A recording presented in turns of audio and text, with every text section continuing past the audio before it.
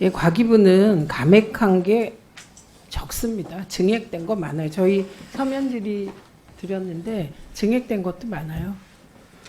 그리고 저는 정말 이해가 안 가는 게 용산이야 용산 예산 42억이야. 지금 대한민국 최고 권력자 김건희 예산이잖아요. 그러니까 저렇게 사수하는 게 이해가 갑니다. 동의한다는 게 아니라 저럴 수 있겠구나. 그런데 김영숙 교수가 누구라고 왜 저러는지 이것만큼은 이해가 안 됩니다.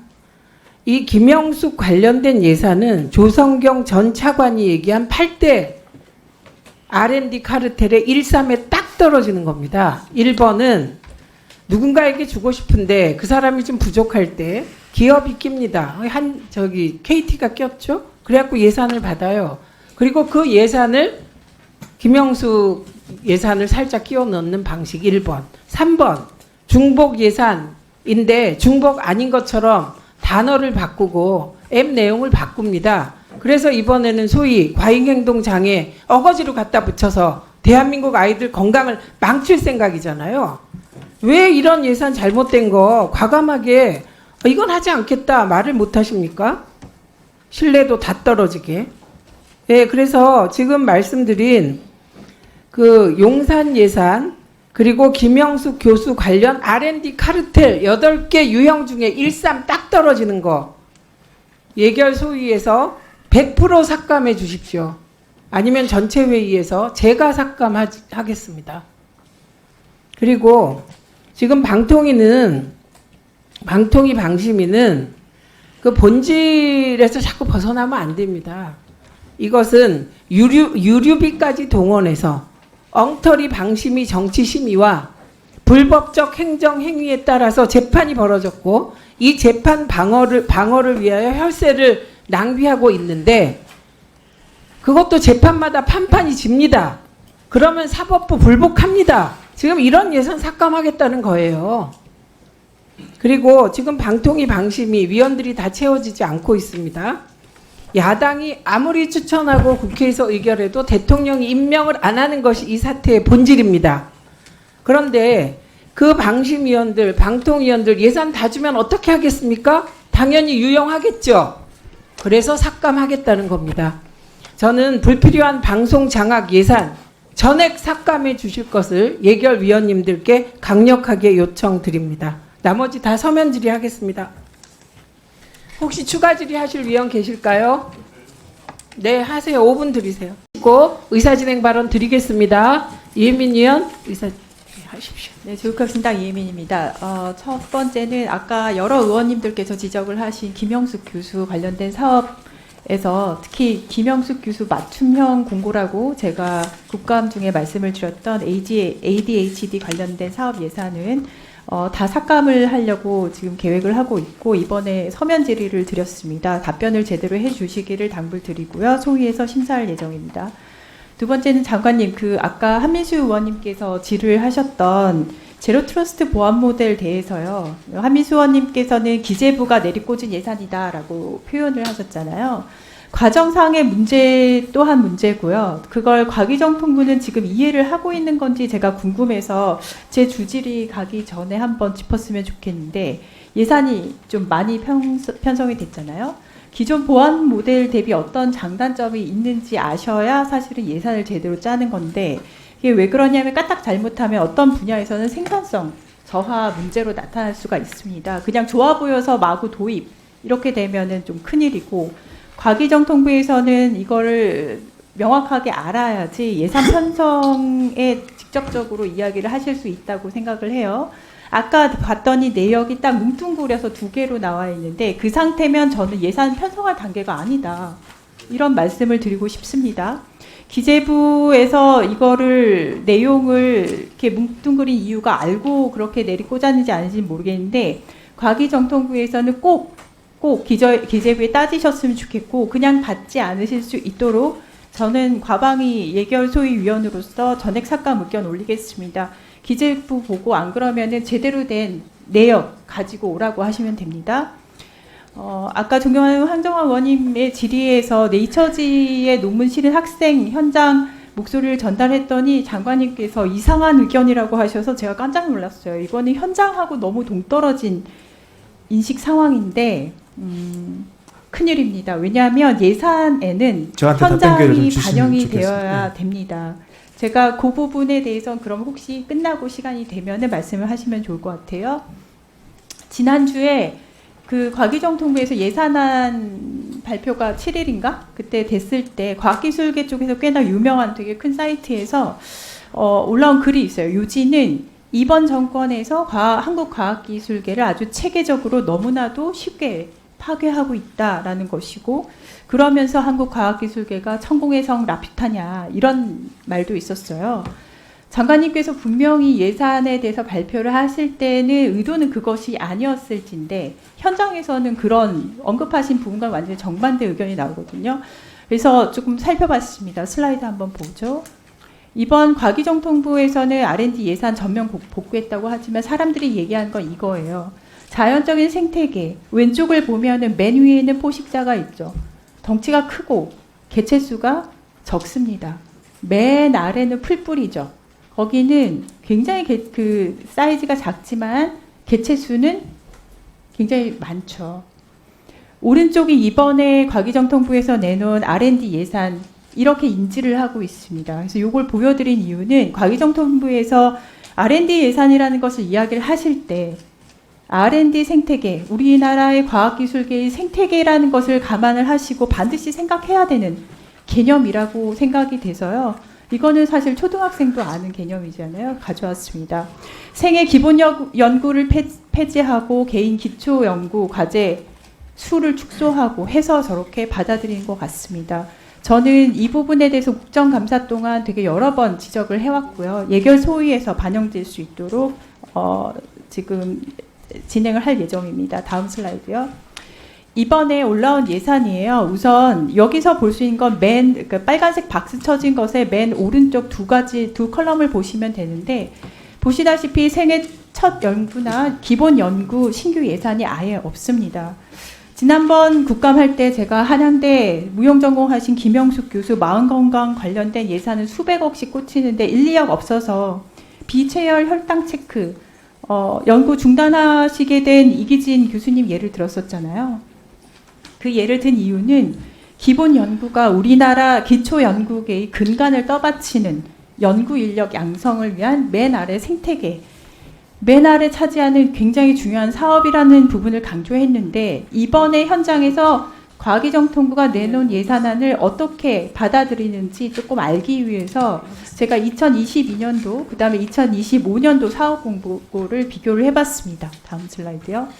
이게 2022년도에, 그러니까 2021년도에 내놓은 거죠. 2022년도 과기정통부 기초연구사업 신규과제 공모 관련된 건데, 보시면 풀뿌리에 해당되는 것의 개수만 먼저 한번 보겠습니다. 2,560개 내외고요. 다음 슬라이드요. 2025년도 이번에 내놓으신 거를 보시면은 우선 거기 그 항목이 없어졌어요. 없어져서 열심히 찾아봤더니 씨앗 연구 등등등 해서 우수 연구 안에다가 끼겨 넣어 놓으셨는데 개수가 우선 720개에서 800개 내외입니다. 이 안은 저는 어떻게 이걸 해석을 하냐면은 우리 정부는 R&D에 장기 투자 안 하겠다. 그런 의미로 받아들여져요. 장기 투자는 적어도 R&D에서는 말 그대로 길게 투자하는 것뿐만 아니라 미래와 불확실성에 대해서 투자를 하는 것입니다. 근데 이거는 뭐냐면은 우리 노벨상 얘기 많이 했잖아요. 노벨상 초기 투자에 과연 이런 식으로 다 된 밥에만 연구비 투자하냐? 아니거든요. 여러분께서 깎아버린 연구에서 노벨상 나올 수 있어요. 해서 이 부분에 대해서는 사이즈가 크고 인맥만 좋은 곳에 돈을 몰아주겠다? 그거야말로 생태계 파괴하는 무식한 예산이고요. 풀뿌리 연구자들 외면하는 R&D 카리텔 예산이라고 지적받을 수밖에 없습니다. 신설된 사업도 보시다시피 굉장히 많습니다. 근데 사업의 유형이 너무 많아요. 너무 많고 잘게 쪼개놔서 아마 연구과제에 지원해보셔서 지금 끄덕끄덕 아실 텐데, 이걸 지원을 해야 되는 연구자들 입장에서 생각을 해봤을 때는 어떤 과제에 지원을 해야 될지 현재 현장의 혼돈 그 자체여서, 그래서 천공의 성 라퓨타는 이런 말이 나온 겁니다. 기초연구만큼은 분야나 방식 한정하는 것보다는 최대한 자율성을 줄 수 있도록 해야 된다고 생각을 하고요. 그리고 이제 아까 개체수 얘기했잖아요. 예산 증액 부분도 중요하지만 과제 수가 꽤 중요한 영역입니다. 아까 씨앗 연구라고 이름도 있던데 이름은 잘 지은 것 같아요. 씨앗을 뿌리는 심정으로 지원을 해줘야 되기 때문에 과제 개수 중요한데 아까 생태계 그림 기억하시죠? 씨앗 5개 심어놓고 100% 발화율 이거 기대하지 않잖아요. 다음 슬라이드요.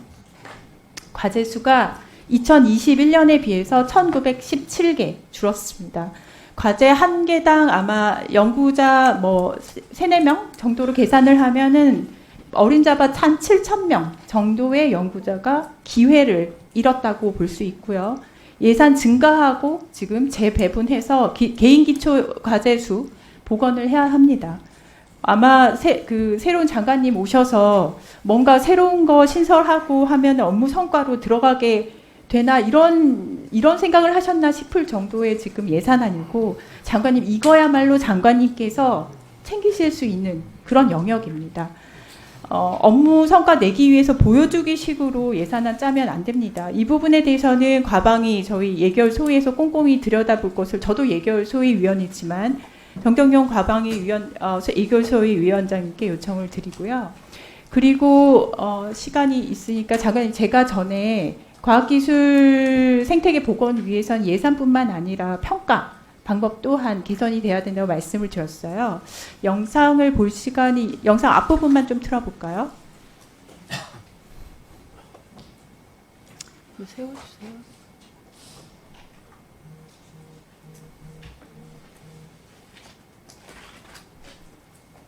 화면 한번 보실까요? Attention is all we need라는 논문을 검색해봤습니다. 첫 번째 사이트는 아카이브라고 불립니다. 프리프린트되는 논문들이 다 전 세계에서 모이는 곳이에요. AI 쪽에서는 굉장히 유명한 논문이고요. 챗GPT의 T 트랜스포머에 대한 논문입니다. 우리나라에서 평가에 사용하는 정량 지표인 임팩트 팩터 아카이브는 몇 점일까요? 잘 모르겠습니다. 우리나라 연구자들이 평가받는 지표의 임팩트 팩터는 0점입니다. 네, 저렇게 전 세계 AI 분야 뒤집은 논문이요. 네, 진짜 여기 다음, 옆으로 네. 치워두고 임팩트 다음 팩터 슬라이드 사용해. 띄워주세요. 네. 그때 말씀드린 후에 저는 되게 고맙게 생각을 하는데요. 평가 체계를 바꾼 부분이 눈에 띄어서 이걸 갖고 왔습니다. 이건 정말 잘하셨다고 말씀을 드리고 싶은데 아이디어 중심의 평가, 그 다음에 연구자와 평가자 간의 쌍방간 향 심층 토론 평가 다 좋은데요. 문제는 도약, 계층, 리더 연구 이런 소수 사업에만 국한이 돼 있어요. 저는 기초 연구 같은 경우는 불성실하게 하면 강력한 페널티를 주되 어느 정도는 풀어줘야 되는 그런 평가 방법이 들어가야 된다고 보고요. 이 부분은 평가는 결국 예산과 연결이 되기 때문에 말씀을 드렸습니다. 이 부분에 대한 개선안 가져오실 수 있으면 좋겠습니다. 이상. 예. 저한테 좀 답변 시간을 주실 수 있습니까, 위원장님께서? 네. 네. 2분 드리세요. 네네. 우리 전체 예산에서 과학, 소위 기초과학의 예산은 한 번도 줄은 적이 없습니다. 이거는 확실히 아셔야 됩니다. 이게 이제 기술 쪽하고 이제 계속 섞여가지고 자꾸 혼동이 되고 있고요. 또 과학자가 아까 어떤 분의 얘기 그런 조금 극단적인 얘기는 사실은 과학 쪽을 전공하는 분들한테 그런 얘기가 나오는 것은 조금 당황스럽다고 생각됩니다. 왜냐하면 그 생태계는 계속 유지되어 왔고 피해를 거의 받은 적이 없는데 이게 어떻게 그 사이언스 하는 분들 쪽에서 나오는가 이게 좀 의아스럽고 단지 이제 기술 쪽 분들이 많은 삭감을 당했고 그 중에 가장 큰 거는 소부장과 관련된 일입니다. 상당 부분이 그거는 당위성이 있습니다. 소부장 과제라는 게 그렇게 어려운 과제는 아닙니다. 단지 상업화가 어려운 거지 돈 벌기 어려운 거예요. 사실 그래서 그게 그렇게 장기적으로 할 과제는 그 성격상 아닙니다. 그런 쪽에서는 줄일 필요가 있는 것이 분명히 있었고요. 거기는 저도 동의를 합니다. 그게 사이언스 쪽이었기 때문에 제가 좀 당황한다 한 말씀을 드린 겁니다. 또 하나는 지금 계속 말씀하시는 게 이제 아마 그 풀뿌리에서 3천만 원씩 주고 뭐 이런 것들인데 실제로 3천만 원을 줘서 그 그렇게 큰 도움이 안 되는 시대가 됐어요. 그러니까 우리 학생들한테 소위 말하는 그 인건비로 쓰기도 어려운 돈이고, 그건 너무 단위가 작다라는 생각입니다. 최소한 아무리 못해도 5천만 원, 가급적 한 1억 정도는 줘야 신진 연구자가 이제 털을 잡는데, 박사를 하나 내는데 한 5년 걸리거든요.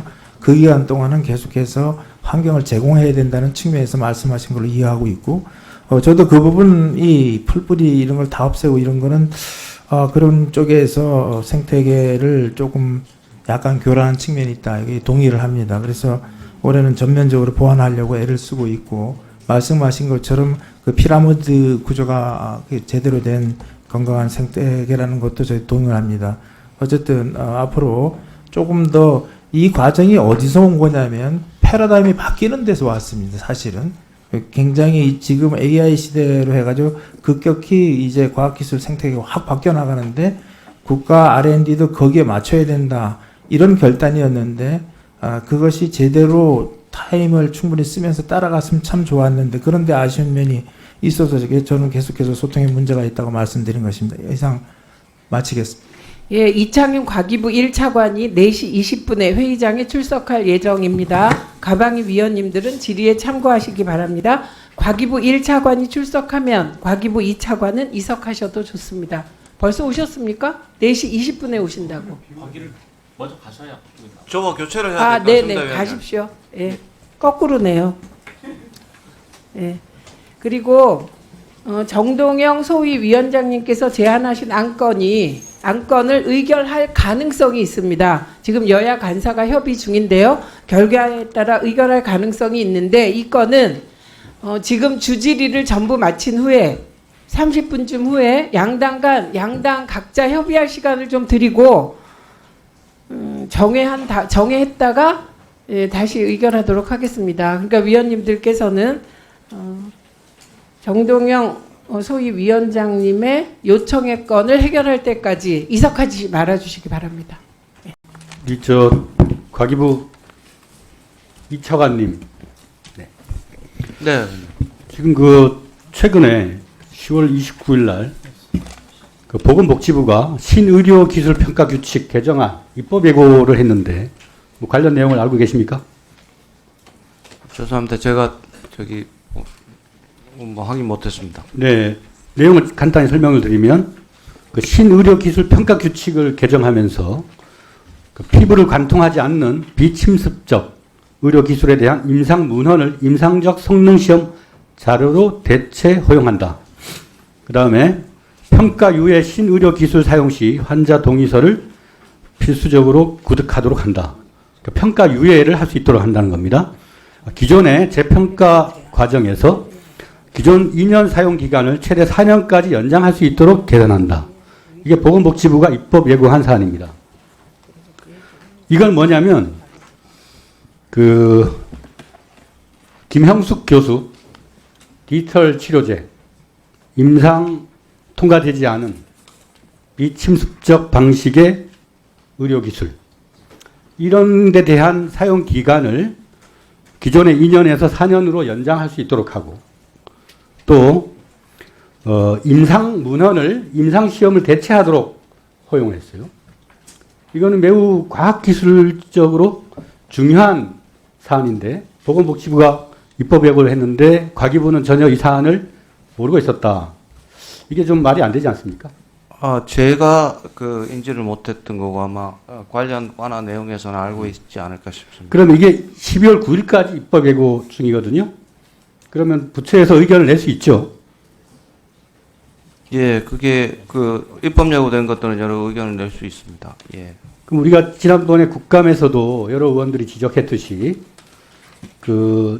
AI 초거대 AI 기반의 디지털 치료제 관련해서 여러 가지 우려사항, 과학적으로 입증되지 않고 중복 투자되고 또 군 장병들의 인권이나 이런 것들이 침해될 소지가 있고, 이런 데 대해서 또 지금 25년 예산에도 여러 예산들이 또 유사 예산들이 있단 말입니다. 충분히 검증되지 않은 가운데 또 이렇게 새로운 규제 완화를 통해서 김형숙 유사 예산들을 자유롭게 집행할 수 있는 길을 지금 보건복지부가 터놨단 말입니다. 여기에 대해서는 과기부가 충분한 그간의 연구 결과에 대한 재평가 속에서 과학적으로 검증되지 않는 사업에 대한 국민 세금의 낭비라든가 이런 것들을 막을 수 있는, 또 지금 현재 보건복지부가 과학기술 분야의 핵심적인 기술의 내용에 대해서 충분한 과기부하고 협의 없이 임상문헌을 임상적 성능시험 자료로 대체하는 이런 식의 발상에 대해서는 과기부가 의견을 내야 되지 않을까 싶습니다. 그런데 그 좀 더 외람된 말씀입니다. 그 기준을 좀 확인해 보는데요. 네, 확인을 해 보시고요. 복지부 자체도 R&D 성격의 여러 가지 업무들을 하고 있고, 디지털 치료제 자체는 식약청에서 또 인허가 제도를 운영하고 있어서 이미 식약청에 의한 디지털 치료제가 허용된 사례들도 좀 있고 하는 부분이 있어서 이 기준이 국감에서 논의됐던 이거하고 이렇게 연계되지는 맞는 건지는 제가 정확하게 잘 모르겠습니다. 기본의 상식에 가깝죠. 이 비침습적 의료기기라고 하는 표현은 그 김영숙 교수 등이 추진하고 있는 디지털 의료기기, 그런 것을 염두에 두고 하는 겁니다. 이게 또 연관성이 있고, 그다음에 보건복지부의 규칙 개정안이라 하더라도 과기부와의 사업에 연관성이 있습니다. 그럼 부처 의견을 내고 거기에 대한 충분한 검증과 검토를 거쳐야 할 책임이 있는 거죠. 그 해주시고요. 그 다음에 김영숙 교수 관련 유사 사업들, 그 한국연구재단이 25년부터 29년까지 50억 들여서 전주기 정신건강예방관리 디지털 플랫폼 생태계 구축 사업, 그 다음에 나이파 디지털 혁신기술 K케어 네트워크, 또 나이파 AI 기반 맞춤형 케어 서비스 융합선도, 나이파 AI 일상화 확산, 이 유사 사업들 연구재단에 평가 관련 자료를 요청해도 자료 주지 않고, 충분하게 검증되지도 않았고 실증되지도 않았고 기술의 신선성이나 새로움도 없는 그런 유사 사업들을 김건희 여사가 마음 건강이라고 하는 그 화두를 던지니까 전 부처가 나서서 이게 지금 이런 데 대한 검증이나 객관적인 분석도 없이 일방적으로 예산 편성한 겁니다. 이거는 반드시 예산 심의 과정에서 삭감을 해야 된다. 저는 그렇게 보고 있고, 예산소에서도 검증해 주시기 바랍니다. 우리 방통위의 사무처장님, 네, 마이크 있습니까? 잠깐 멈추시고요. 마이크 앞으로 나오세요. 작년에 올해 예산을 작년에 편성하지 않습니까? 예. 그렇죠.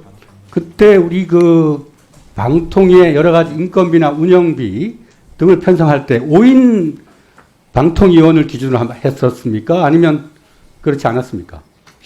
5인으로 한 걸로 알고 네. 있습니다. 그럼 올해 그 임명되지 않은 나머지 분들에 대한 인건비나 운영 예산은 불용 처리됩니까? 인건비는 아마 불용 처리돼야 되지 않을까 싶습니다. 네.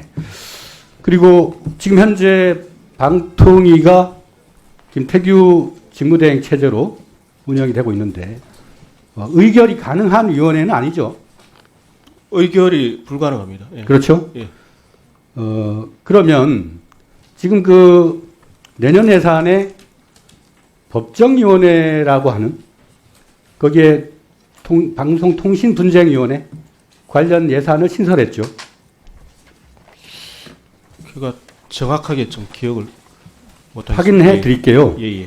네, 이게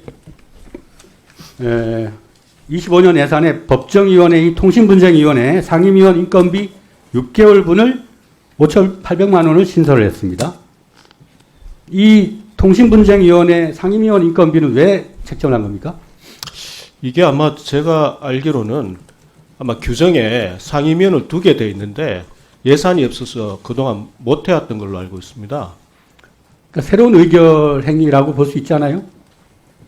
그러니까 지금 현재 의결이 불가능한 그런 체제인데 이런 중요한 분쟁위원회에 예산을 신설한 것은 다소 좀 특이한 지침이라고 할 수 있겠습니다. 자, 직무대행님께 여쭙겠습니다. 예. 네. 현재 직무대행님은 그 1인 체제에서 거의 새로운 어떤 의사결정이나 지시명령을 할 수가 없죠. 뭐 그 의결이 필요한 부분에 대해서는 제가 할 수 있는 그렇죠. 게 당연합니다. 예. 네, 지난번에 이제 8월 달에 우리가 방송통신위원회에 주요한 의사결정에 대한 자료 제출 요구를 할 때 위원회의 의결이 불가해서 제출할 수 없다. 그렇게 말씀하신 적이 있죠. 예. 네. 그때 어떤 말씀하셨냐면은 본인의 처지가 위원회를 대표하는 것도 아니고 구성 분자일 수는 있어도 그냥 일개 위원에 불과하다. 심지어는 사무처장이나 기조관, 주무관과 별 차이가 없는 그러한 무기력한 상황이다. 그런 말씀을 하신 적이 있습니다.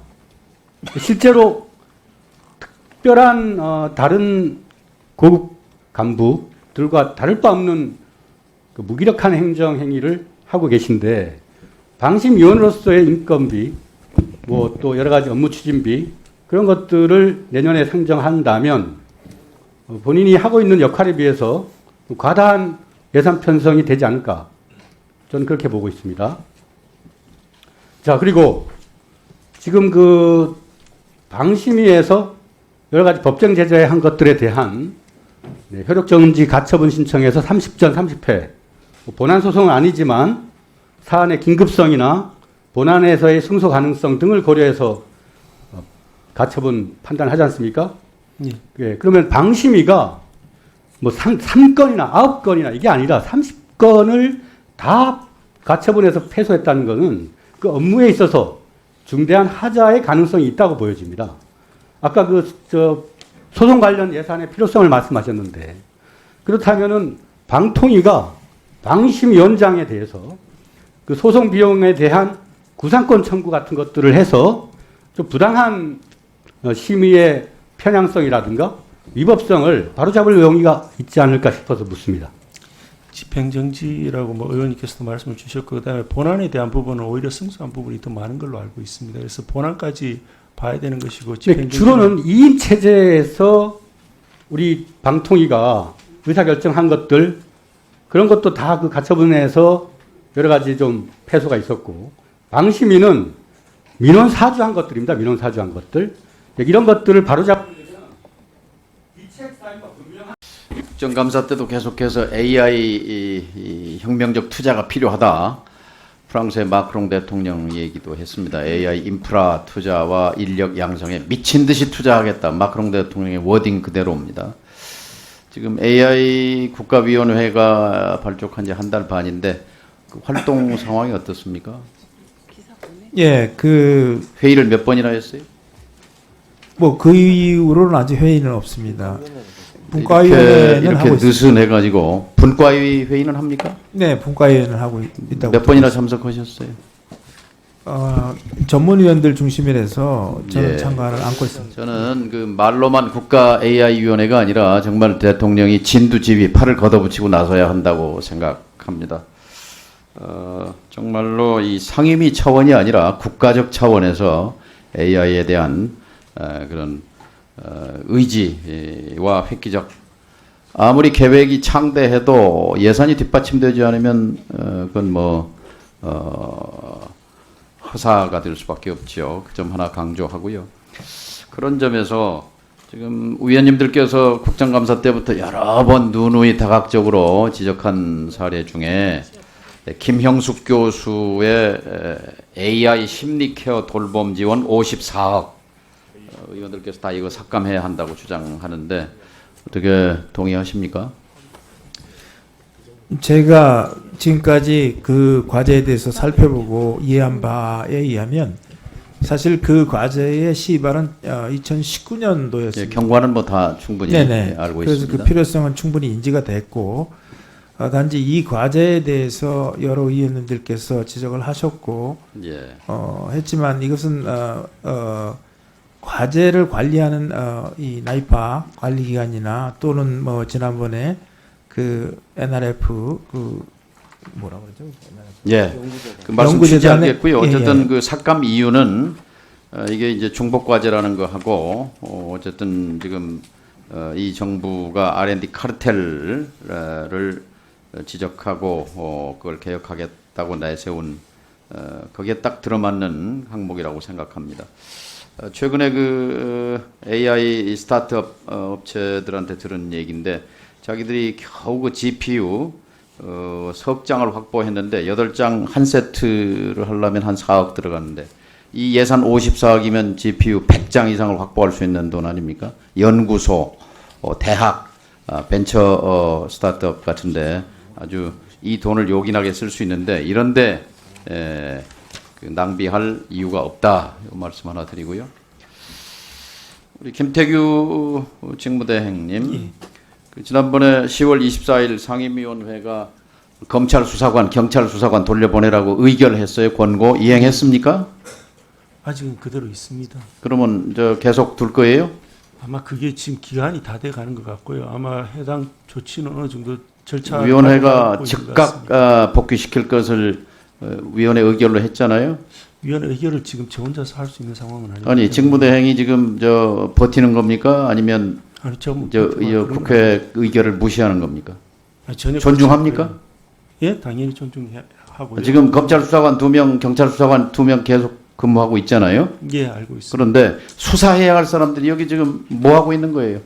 그분들 10월 24일 국회가 의결한 이후 업무 일지 위원회에 제출해 주시기 바랍니다. 뭐 하고 있는지. 지금 그분들도 검찰에 가서 경찰에 가서 수행해야 할 공무가 있잖아요. 방통위 앉아 지금 뭐 하고 있는 거예요? 하고 있는 일이 있으면은 제출하시기 바랍니다. 그리고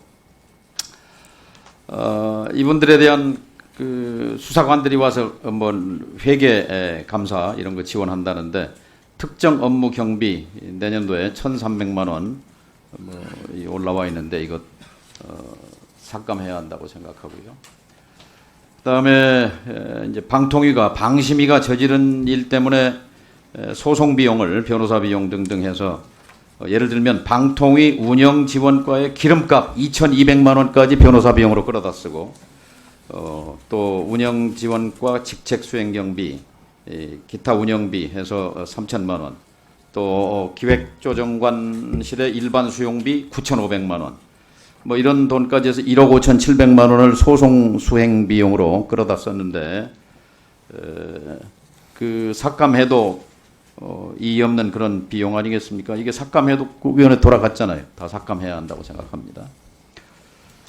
그리고 팩트체크 넷 해산 이런 사태까지 이제 시청자 미디어 재단에서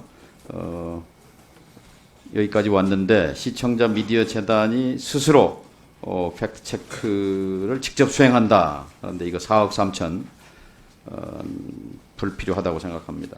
그래서 방통위원회 예산 중에 57억여 원, 방심위 예산 가운데 43억여 원, 약 100억 원이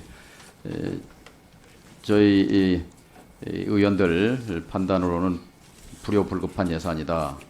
구체적인 내용은 따로 또 설명을 하겠습니다. 이같이 방통위와 방심위 예산 삭감에 대한 우리 직무대행님 소감은 어떻습니까?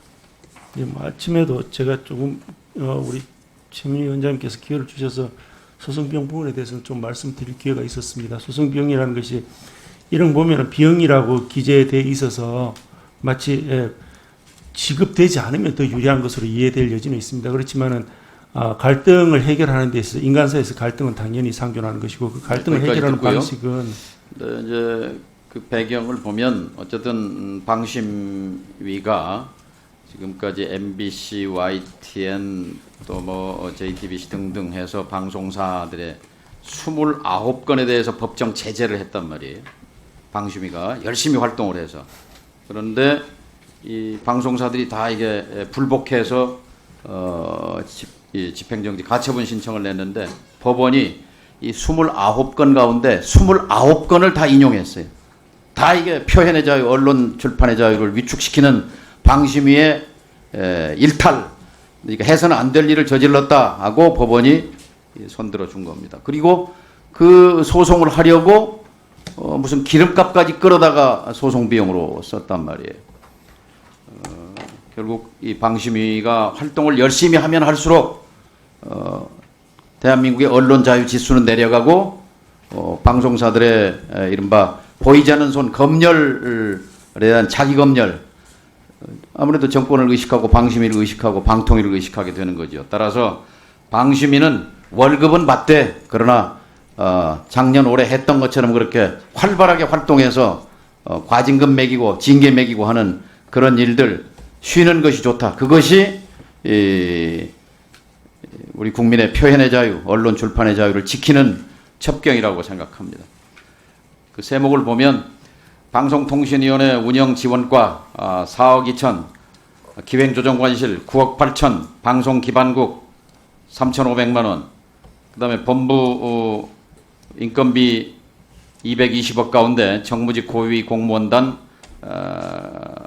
연봉 인상률 그건 감액하고 방송통신심의위원회 인건비 210억 가운데 아까 여러 의원님들 지적하셨는데 위원장 또 상임위원 연봉에서 4억 삭감 하급 직원들 하후 상박 원칙에 의해서 그 돈을 직원들 처우 개선에 돌려 써라 하는 것이 저희 생각이고 방송통신심의위원회 경상비 26억 또 홍보 콘텐츠 비용 1,500만 원 또 방송 심의 활동 비용 가운데 13억 등 토탈 시청자 미디어 재단까지 합쳐서 100억여 원의 예산을 예산 소유에서 삭감할 생각이라는 것을 말씀드립니다. 이상입니다.